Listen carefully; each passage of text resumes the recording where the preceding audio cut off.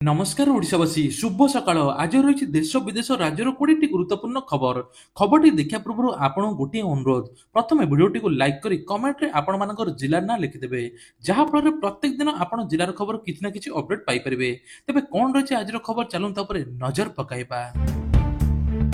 Number 1 मार्च मासरे बंद रहिबो 14 दिन बैंक मार्च मास पे बैंक छुट्टी तालिका प्रकाश करिछि रिजर्व बैंक बा आरबीआई 5टी रविवार द्वितीय और चतुर्थ शनिवार व्यतीत बैंक कार्य 7 दिन पे बंद रहिबो। मार्च मासरे दुईटी बड़ पर्व हेउछि 14 मार्च रे होली एवं 31 मार्च रे ईद उल फितर रही तेणु मार्च मासरे 14 दिन बंद रहिबो ता सहित आपणकर जेकोसी बैंक रे काम अछि ता पूर्व आपण माने करई नियंतु। राज्य सरकारଙ୍କର बड़ घोषणा पाचिका और सहायिका पई खुशी खबर पारिश्रमिक 3000 वृद्धि कले सरकार एप्रिल 1 तारिख यह वर्धित पारितोषिक लागू हेबो। तेबे पाचिका तथा सहायिका मासिक पारितोषिक 2000 टंका 3000 टंका को वृद्धि करा जायछि। अनुदान प्रधानमंत्री पोषण शक्ति निर्माण योजना पई उद्दिष्ट बजेट राज्य समर्थन बहन करा एने विद्यालय और गणशिक्षा विभाग पक्षर अतिरिक्त सचिव संग्राम महापात्र प्रधानमंत्री पोषण शक्ति निर्माण राज्य भारप्राप्त अधिकारी को पत्र माध्यम अवगत कराइछन्ति। तेबे एथिरे मध्य कार्यरत थिबा 1,12,090 जन पाचिका और पाचिका उपकृत हेबे। आज केउझर गस्तरे जिबे मुख्यमंत्री मोहन चरण माझी विशेष कार्यक्रम जोग देबे। 10टा बाजे 10 मिनिट स्वतंत्र हेलिकप्टर जोगे धरणीधर विश्वविद्यालय पड़ियार अवतरण करिवे। सेठारे हेबाकु थिबा आंचलिक कृषि जंत्रपाति मेला को उद्घाटन करिवे। कार्यक्रम रे हेलिकप्टर चंपुआ जाई मध्याह्न 12:45 रे चंद्रशेखर महाविद्यालय वार्षिक उत्सव जोग देबे। तेबे चाषी मानक पई बड़ घोषणा होईछि एसएचजी महिला को ऋणर सुध छाड़ ता सहित 2027 सुधा 25 लक्ष लक्षपति दीदी हेबे। जेबेठु मुख्यमंत्री लक्षपति दीदी घोषणा करिसंती सेबठ मुख्यमंत्री घर बाहर महिला मानकर लाइन लागिछि केबे हबो केबेठु रजिस्ट्रेशन हेबो। तेणु मुख्यमंत्री कहिसं जे प्रत्येक महिला को स्वावलंबी एवं अर्थनैतिक दुर्बल केवल सबल करने से नहीं लक्षपति दीदी योजना करुँच। महिला आउ गोटे बड़ खबर एथर कहुचे महिला मानक मिशन शक्ति जरिया जेकोसी तालीम ने मासक 15,000 टंका मिल सहित 2 लाख पर्यंत ऋण जोगाई देवे जहाँफल महिला माने आत्मनिर्भरशील हो पारे। 125 वर्षर रेकर्ड भांगी फेब्रुआरी ताती 1901 पर देशर सबुठ उत्तम सहर पालटी फेब्रुआरी मास पूर्व 2024 फेब्रुआरी सबुठ उत्तम मास थिला किंतु 2024 को काटी 2025 रे ताठर उत्तम मास जहां एबे पाणीपाग विभाग सूचना देछि। तेबे कुआ जाउछि जे मार्च रु मे मास पर्यंत खरा रहिबो 7 रु 8 दिन हिट वेव अधिक रु अधिक हेबो बोली कुआ जाउछि। प्रचंड गरम सांग गुळुगुळी अनुभूत हेबो केवल दिन नुहे राति में गरम रु मिलिबनी त्राही। सेपटे झारसुगुड़ा आज 37 डिग्री पारद टपिछि जहां सबुठारु रेकर्ड करिछि। सरकारଙ୍କର बड़ निष्पत्ति एणिकी पुराणा गाड़ी को मिलिबनी पेट्रोल दिल्ली रे पुराणा गाड़ी को मिलिबनी तेल 15 वर्षर पुराणा गाड़ी को नहीं दिल्ली सरकार एक बड़ घोषणा करिसंती। पेट्रोल पंप रे एभली जानवाहन को आ तेल दिया जिवो नाही बोली सरकार कहिसंती। दिल्लीर परिवेश मंत्री मंजींदर सिंह सिरसा कहते हैं मार्च 31 पर दिल्लीर पेट्रोल पंप रे 15 वर्ष अधिक गाड़ी को तेल दिया जिवो नाही। जातीय राजधानी रे वायु प्रदूषण मुकाबिला लगी अधिकारी सहित एक बैठक पर सिराज कहते तेबे सरकार जानवाहन जो होता प्रदूषण को रोकिया कठोर पदक्षेप नेबाक जाउचंती। मार्च मासरे ग्राहक को प्रथम महंगा माड़ बढ़िला गैस दर। तेबे एलपीजी सिलिंडर मूल्य वृद्धि घोषणा करिसंती 19 किलोग्राम एलपीजी सिलिंडर मूल्य 6 टका वृद्धि करा जायछि। सेपरि घरोई एलपीजी सिलिंडर मूल्य रे मध्ये परिवर्तन होईछि। तेबे ए नै कि सरकारଙ୍କର मध्ये बड़ घोषणा करा जायछि। घरोई संस्था हाथ को टेकी देले श्रीमंदिर जेटीपी नियुक्ति दायित्व सेवायत महल रे तीव्र असंतोष। आगामी दिन रे श्रीमंदिर रे जेटीपी स्क्वाड नियुक्त देबा पई श्रीमंदिर प्रशासन योजना करूछि। नियम अनुसार एथि श्रीमंदिर प्रशासन पक्षर विज्ञप्ति जारी हेबा कथा किंतु सेभली कोनोसी विज्ञप्ति प्रकाश न करी श्रीमंदिर प्रशासन एक निर्दिष्ट कंपनी को 75 जन को नियुक्ति देबा चिट्ठी करिछि। पूर्व विधिवत भाव विज्ञप्ति प्रकाश करी शिक्षागत योग्यता अन्य योग्यता जांच पर योग्य व्यक्ति को जेटीपी नियुक्ति दिया जाउथला सेभली किछि न करी एभली चिट्ठी काहे करागला से ने मध्ये प्रश्न उठुछि। पारादीप रे आईओएसएल रे अघटन पिलार तळे चापी होई चालीगला श्रमिकों को जीवन ढळई भांगिबा बेले पिलार धसी श्रमिकों को मृत्यु होईछि। श्रमिक जनक दीर्घ समय धरी पिलार तळे चापी होई रहिथिले फଳରେ ତାଙ୍କର ଜୀବନ ଚାଲିଯାଇଛି ମୃତ ଶ୍ରମିକ ଜଣକ କୁଜଙ୍ଗ କାଳିଆପାଟ ଗ୍ରାମର ସତ୍ୟବ୍ରତ ମାଝୀ। ତେବେ କୁହାଯାଉଛି ଯେ ଆଇଓସିଏଲ ର କ୍ରିଷ୍ଣା ବିଲ୍ଡର୍ସ ଅଧୀନରେ କାମ କରୁଥିଲେ ସତ୍ୟବ୍ରତ। ତେବେ ଆଇଓସିଏଲ ର ଏହି ଘଟଣା ପରେ ଏବେ ସୂଚନା ପାଇବା ପରେ ଅଭୟ ଚାନ୍ଦପୁର ଥାନା ପକ୍ଷରୁ ଏବେ ତଦନ୍ତ ମଧ୍ୟ ଆରମ୍ଭ ହୋଇଛି। ରାଜ୍ୟରେ ଖୁବ୍ ଶୀଘ୍ର ଲାଗୁ ହେବ କଳିକା ପୋଲିସି। କାମକୁ ଯିବେ ମହିଳା ଶିଶୁଙ୍କ ଯତ୍ନ ନେବେ କ୍ରେଜ। କର୍ମଜୀବୀ ମହିଳାଙ୍କ ପାଇଁ ଶିଶୁ ଚିନ୍ତା ଦୂର କରିବେ ରାଜ୍ୟ ସରକାର। ରାଜ୍ୟରେ ପ୍ରଥମ ଥର ପାଇଁ ଆରମ୍ଭ ହେବା ପାଇଁ ଯାଉଛି ଶିଶୁ ଯତ୍ନ କେନ୍ଦ୍ର। ତେବେ ଏହାର ଡ୍ରାଫ୍ଟିଂ ସରିଥିବା ବେଳେ ଜନସାଧାରଣଙ୍କ ମତ ଲୋଡ଼ିଛି ମହିଳା ଓ ଶିଶୁ ବିଭାଗ। ରାଜ୍ୟର ସମସ୍ତ ସରକାରୀ ଏବଂ ବେସରକାରୀ କ୍ରେଜ ଏହି ପଲିସି ଆଧାରରେ ପରିଚାଳିତ ହେବ ବୋଲି କୁହାଯାଉଛି। କର୍ମଜୀବୀ ମହିଳା ସହଯୋଗ କରିବା, ଶିଶୁ ସୁରକ୍ଷା ବିକାଶକୁ ସୁନିଶ୍ଚିତ କରିବା, ଅର୍ଥନୀତିରେ ମହିଳାଙ୍କ ଭାଗିଦାରୀକୁ ପ୍ରୋତ୍ସାହିତ କରିବା, ଶିଶୁଙ୍କ ପ୍ରାରମ୍ଭିକ ଶିକ୍ଷାକୁ ସହଜ କରିବା ଏହି ନୀତିର ମୂଳ ଉଦ୍ଦେଶ୍ୟ। ଏହାଦ୍ୱାରା ପରିଚାଳିତ କ୍ରେଜ ଗୁଡ଼ିକରେ 6 ମାସରୁ 6 ବର୍ଷ ପର୍ଯ୍ୟନ୍ତ ଶିଶୁର ଲାଳନ ପାଳନ ବ୍ୟବସ୍ଥା ମଧ୍ୟ ଉପଲବ୍ଧ ହେବ। ଏଠାରେ ଶିଶୁମାନଙ୍କ ପାଇଁ ବାଲ୍ୟ ବିକାଶ, ଖାଦ୍ୟ, ଅଭିବୃଦ୍ଧି ମନିଟରିଂ, ନିଦ୍ରା, ବିଶ୍ରାମ, ସ୍ୱାସ୍ଥ୍ୟ ଓ ସ୍ୱତନ୍ତ୍ର ଯତ୍ନ ପ୍ରଦାନ କରାଯିବ। ମନ୍ତ୍ରୀଙ୍କ ବଡ଼ ନିର୍ଦ୍ଦେଶ, ସାଧାରଣ ଲୋକଙ୍କ ଅଭିଯୋଗକୁ ଏବେ ଗ୍ରହଣ କରାଯାଉ। ରାଜସ୍ୱ ବିପର୍ଯ୍ୟୟ ପରିଚାଳନା ମନ୍ତ୍ରୀ ସୁରେଶ ପୂଜାରୀ ସୁବର୍ଣ୍ଣପୁର ଜିଲ୍ଲା ଗସ୍ତରେ ତାଙ୍କ ଗସ୍ତ ସମୟରେ ସର୍କିଟ ହାଉସରେ ଦଳୀୟ କର୍ମୀଙ୍କ ସହିତ ବିଭିନ୍ନ ବିଷୟରେ ଆଲୋଚନା କରିଥିବା ବେଳେ ଲୋକଙ୍କ ଅଭିଯୋଗ ଗ୍ରହଣ କରିଛନ୍ତି। ପରେ ଜିଲ୍ଲାପାଳ ସମ୍ମିଳନୀ କକ୍ଷରେ ବିଭାଗୀୟ ସମୀକ୍ଷା ମଧ୍ୟ କରିଛନ୍ତି। ରାଜସ୍ୱ ବିଭାଗର କାର୍ଯ୍ୟକାରିତା ଏବଂ ଲୋକଙ୍କ ଅଭିଯୋଗକୁ ଗୁରୁତ୍ୱ ଦେବାକୁ ଅଧିକାରୀଙ୍କୁ ମଧ୍ୟ କହିଛନ୍ତି। କୌଣସି ଲୋକ ହଇରାଣ ଯେପରି ହେବେ ନାହିଁ, ସମସ୍ତଙ୍କର ଅଭିଯୋଗ ମଧ୍ୟ ସମାଧାନ ହେବ ବୋଲି ମଧ୍ୟ ମନ୍ତ୍ରୀ କହିଛନ୍ତି। ତେବେ ମନ୍ତ୍ରୀ ଏଥର ଯଦି ୟୁନିଟ୍ 5 ସ୍ଥିତ ମୁଖ୍ୟମନ୍ତ୍ରୀ ଅଭିଯୋଗ ଶୁଣାଣିକୁ ମଧ୍ୟ ଆସୁଛନ୍ତି, ତାହେଲେ ତାଙ୍କର ଅଭିଯୋଗ ବା ତାଙ୍କର ସମସ୍ୟା ସମାଧାନ ହେବ ବୋଲି ମଧ୍ୟ ମନ୍ତ୍ରୀ କହିଛନ୍ତି। ଏପଟେ ମଧ୍ୟ ଯଦି କୌଣସି ଅଧିକାରୀ ବା କର୍ମଚାରୀ ଲୋକଙ୍କୁ ହଇରାଣ କରୁଛନ୍ତି, ତାହେଲେ ତାଙ୍କ ବିରୋଧରେ ଅଭିଯୋଗ ଆସିଲେ ଦୃଢ କାର୍ଯ୍ୟାନୁଷ୍ଠାନ ନିଆଯିବ ବୋଲି ଚେତାବନୀ ମଧ୍ୟ ଦେଇଛନ୍ତି ମନ୍ତ୍ରୀ। ଯାତ୍ରୀଙ୍କ ପାଇଁ ଖୁସି ଖବର, ଆଜିଠୁ ଝାରସୁଗୁଡ଼ାରେ ମୁମ୍ବାଇକୁ ସିଧାସଳଖ ଉଡ଼ିବ ବିମାନ। ଏଥିରେ ପ୍ରାୟ 180 ସୁବିଧାରେ ଯାତ୍ରା କରିପାରିବେ। ତେବେ ଆଜି ମୁମ୍ବାଇର ବିମାନ ବନ୍ଦର ପୂର୍ବାହ୍ନ 10:55ରେ ବିମାନ ଉଡ଼ାଣ କରି ଝାରସୁଗୁଡ଼ାର ଅପରାହ୍ନ 1ଟାରେ ପହଞ୍ଚିଥିଲା। ଝାରସୁଗୁଡ଼ାରେ ଦିନ 2ଟାରୁ ପ୍ରତ୍ୟାବର୍ତ୍ତନ କରି ଅପରାହ୍ନ 4:15ରେ ମଧ୍ୟ ମୁମ୍ବାଇ ପହଞ୍ଚିଥିଲା। ଏସବୁ ଗତକାଲି ହୋଇଥିଲା। ତେବେ କୁହାଯାଉଛି ସବୁଠାରୁ ବଡ଼ କଥା ହେଉଛି ଯେ ସିଧାସଳଖ ଝାରସୁଗୁଡ଼ାରୁ ମୁମ୍ବାଇକି ଉଡ଼ିବ, ଆଉ ମୁମ୍ବାଇରୁ ମଧ୍ୟ ଝାରସୁଗୁଡ଼ାକୁ ଆସିବ। ନେଇ ପୂର୍ବ ସରକାରକୁ ଟାର୍ଗେଟ କଲେ ଉପମୁଖ୍ୟମନ୍ତ୍ରୀ ପ୍ରଭାତୀ ପରିଡ଼ା। ପର୍ଯ୍ୟଟନ ବିକାଶକୁ ନେଇ ଟାର୍ଗେଟ କରିଛନ୍ତି।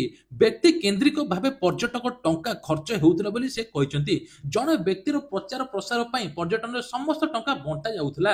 ତେବେ ପାଣ୍ଡିଆନଙ୍କୁ ଟାର୍ଗେଟ କରି କୁହାଯାଇଥିବା ଚର୍ଚ୍ଚା ମଧ୍ୟ ଧରିଛି। ଉପମୁଖ୍ୟମନ୍ତ୍ରୀ କହିଛନ୍ତି ଯେ ପୂର୍ବ ସରକାର ଶାଗ ମାଛ ଦରରେ କିଛି ପର୍ଯ୍ୟଟନ ସ୍ଥାନକୁ ଦଳୀୟ କର୍ମୀଙ୍କୁ ଦେଇଛନ୍ତି।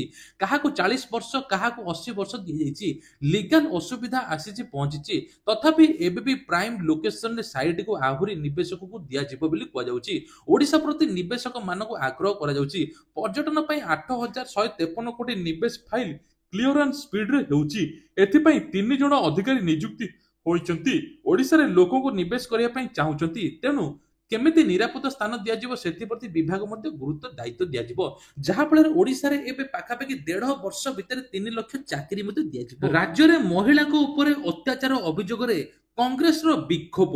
8 ମାସ ଭିତରେ ରାଜ୍ୟରେ ମହିଳା ନିର୍ଯାତନା ବୃଦ୍ଧି ପାଉଥିବାରୁ ଏହାକୁ ବିରୋଧ କରି ରାଜରାସ୍ତାକୁ ଓହ୍ଲାଇଛି କଂଗ୍ରେସ। ମହିଳା ସୁରକ୍ଷା ପାଇଁ ପ୍ରଥମେ ତଥ୍ୟ ଅନୁସନ୍ଧାନ କମିଟି ଗଠନ କରିବା ପରେ ମୁଖ୍ୟମନ୍ତ୍ରୀଙ୍କ ବାସଭବନ ଅଭିମୁଖେ ଯିବା ବେଳେ ଧସ୍ତାଧସ୍ତି ହୋଇଛନ୍ତି କଂଗ୍ରେସ କର୍ମୀ ଓ ପୋଲିସ।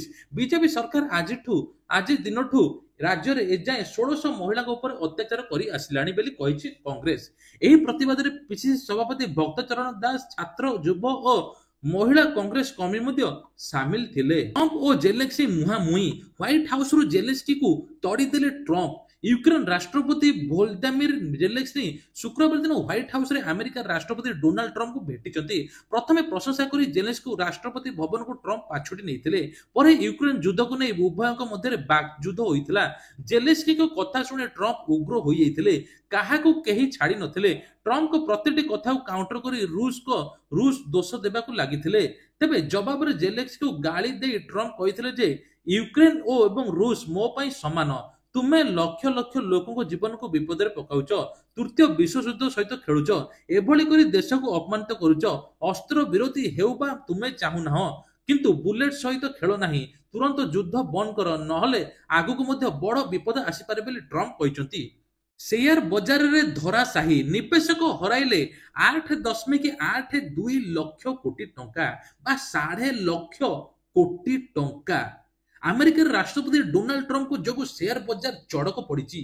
ଶୁଳ୍କ ବୃଦ୍ଧି ଲାଗି ଟ୍ରମ୍ପ ବାରମ୍ବାର ଧମକ ଦେଉଥିବାରୁ ଭାରତୀୟ ଅର୍ଥନୀତି ସବୁଠାରୁ ବେଶୀ କ୍ଷତିଗ୍ରସ୍ତ ହେବାକୁ ବସିଲାଣି।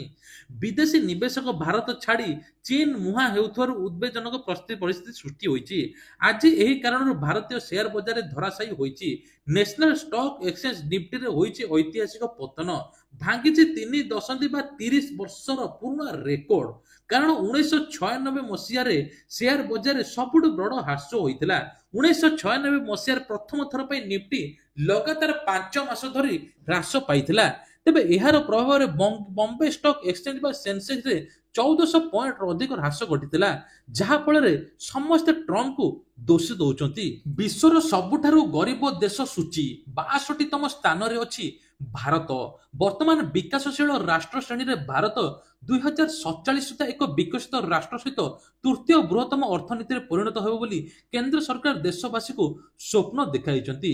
ଦେଶରେ ଯେତେବେଳେ କୋଟି କୋଟି ଲୋକ ଦିନକୁ ଦିନ ଓଳି ଭାବେ ଖାଇବାକୁ ପାଉନାହାନ୍ତି ବା ନିରାପତ୍ତା ଯୋଜନାରେ ସେମାନଙ୍କୁ ମାଗଣା ଶସ୍ୟ ଯୋଗାଇ ଦିଆଯାଉଛି, ସେତେବେଳେ ବିକଶିତ ଭାରତ ଗଠନ ସ୍ୱପ୍ନ କିପରି ପୂରଣ ହେବ ପ୍ରଶ୍ନ ମଧ୍ୟ ଉଠିଛି। ଏହି କ୍ରମରେ ବିଶ୍ୱ ବ୍ୟାଙ୍କ ଦ୍ୱାରା ପ୍ରକାଶିତ ରିପୋର୍ଟରେ ଗରିବ ଦେଶର ସୂଚୀ ଭାରତର ସ୍ଥାନ 62ତମ ସ୍ଥାନରେ ରହିଛି, ଯାହାକି ଆର୍ଥିକ ସ୍ଥିତି ଏବଂ ବିକାଶ ଧାରାକୁ ସ୍ୱତ କାଠଗଡ଼ାରେ ଛିଡ଼ା କରାଇଛି।